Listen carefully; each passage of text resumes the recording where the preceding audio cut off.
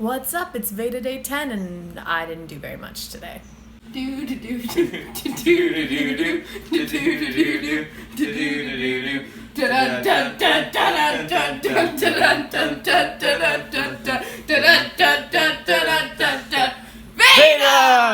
Today I went to work. I was on tour with Andrew. We had kind of a stressful tour, but it was fine. It ended early. And then we got Chick-fil-A and came home, and then we just watched a bunch of episodes of Doctor Who. And that wasn't something I can obviously film, because copyright. But I just thought I'd talk about it briefly, I guess, for my VEDA. So Andrew and I are very far behind in Doctor Who. We were 2 seasons behind and are now a season behind. So we just finished Series 9 and the Christmas special, The Husbands of River Song. It's interesting for me because I knew that this was Clara's last season, and I also know that some people don't like her, but I personally kind of do like her. I liked Oswin Oswald when she was first introduced. I sort of liked the idea of the impossible girl and all of that. I thought it was kind of fun. Moffat's writing annoys people. I understand why. He sort of creates this crazy web and introduces these really big, important characters and feels the need to, loop everything back around. I understand why that's frustrating. I understand that people don't like the fact that he changes the rules a lot. I can see both sides. From the side of a writer who likes to tie things up in pretty bows and sometimes likes to be like, oh, that person that you thought was just a thing is actually a real thing, and this is a thing, and that is a thing, and this all ties together. I enjoy that.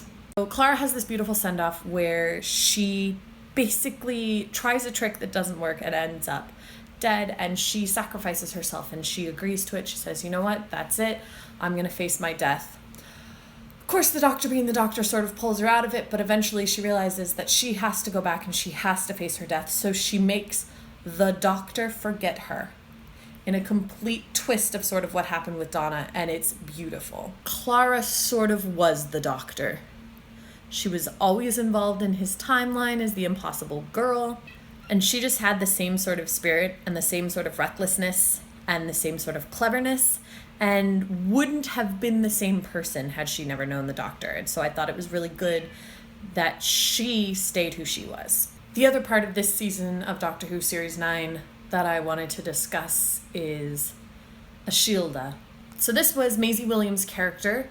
Basically, it was a girl in a Viking village who saved her village from this alien race of warriors called the Maya, and they used technology to bring her back from the brink of death, and that technology would constantly repair her body, in essence making her immortal. And she created a really fascinating character. So there were some troubles.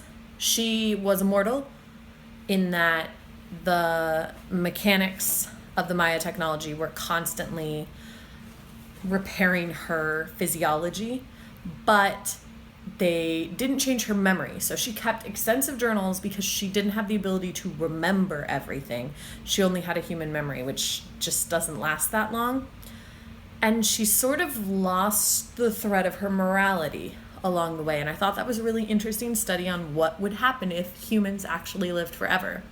So this girl, Ashilda, who was brave and kind and the best of people, ended up kind of crass and mean at different points. And that's just because there was so much sadness and so much weighing down. And then for her, living thousands and billions and trillions of years, really life started to have less worth. People were fleeting, so she didn't care as much. And it was interesting to see sort of how sometimes she would lose her grasp of that, but in the end would realize that she in fact did care. She was sort of a villain. Andrew saw her as a villain. It's one of the things we disagreed on. I did not. I saw her as a very interesting, maybe anti-hero, but she was really cool. So yeah, that's my thoughts on Series 9 of Doctor Who, which is what I spent today doing. And I'll see you tomorrow.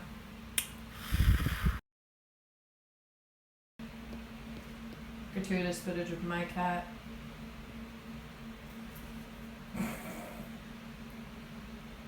Really need to start lifting weights or something. Build this arm strength right here, because it turns out a 5-minute video I cannot keep my hand up.